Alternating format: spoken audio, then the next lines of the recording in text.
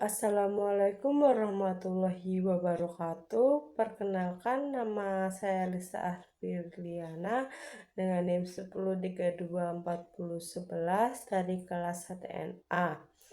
Nah, kali ini saya akan membawakan 3 materi, yaitu materi hudud, kisos dan diat, serta reformasi dan positifikasi hukum Islam di Indonesia.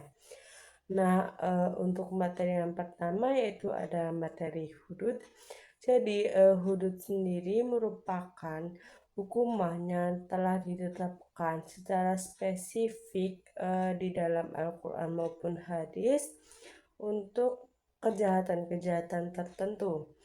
Nah, hudud sendiri itu dibagi menjadi dua, yaitu hudud 1 dan hudud 2. Nah, hudud 1 sendiri merupakan larangan yang telah ditetapkan oleh Allah Subhanahu wa Ta'ala untuk mencegah perbuatan manusia yang dianggap rusak.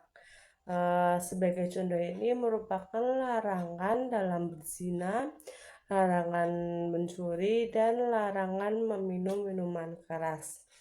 Nah, untuk hudud 2 sendiri merupakan hukuman yang telah ditetapkan oleh Allah Subhanahu wa Ta'ala untuk mengatur tata perbuatan manusia.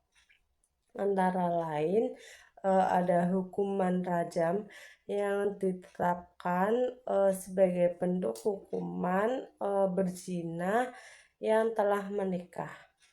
Nah, selanjutnya kita akan ke materi yang kedua, yaitu materi kisos dan diat. Jadi kisos itu merupakan hukuman yang sebanding yang ditetapkan oleh pelaku tindak kejahatan karena keluarga korban itu tidak memaafkan pelaku kejahatan tersebut. Nah, biasanya hukuman kisos ini ditetapkan bagi pelaku yang telah melakukan pembunuhan berencana maupun tidak berencana.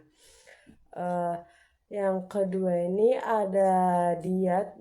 Diat itu bisa diartikan ganti rugi maupun kompensasi. Jadi ganti rugi maupun denda yang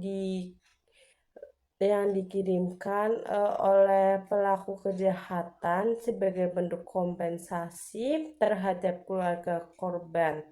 Diat ini biasanya itu dilaksanakan karena keluarga korban itu telah memaafkan pelaku kejahatan.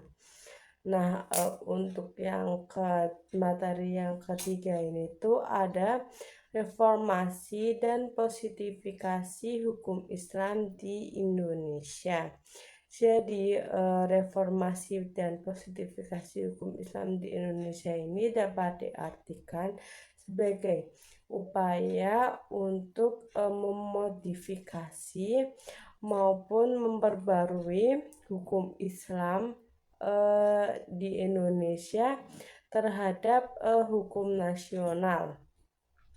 Jadi reformasi dan positifikasi hukum Islam di Indonesia ini itu memiliki 3 aspek. Yang pertama itu pembaruan pemikiran.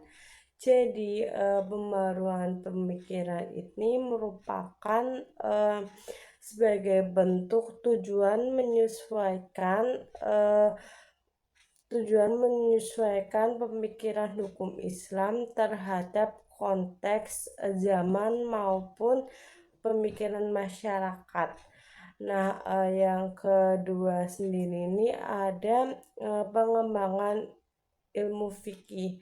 Artinya mengembangkan hukum Islam dengan melalui ijtihad.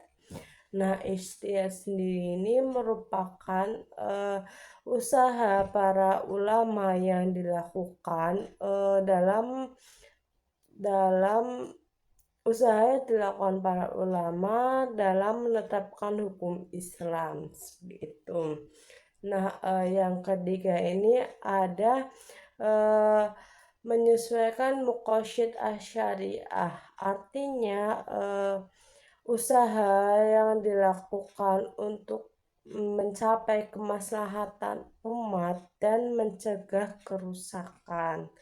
Nah, walaupun reformasi dan positifikasi hukum Islam di Indonesia ini memiliki beberapa tantangan, namun reformasi dan positifikasi hukum Islam ini itu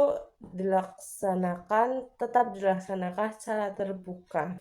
Demikian materi yang dapat sampaikan. Kurang lebihnya mohon maaf. Wassalamualaikum warahmatullahi wabarakatuh.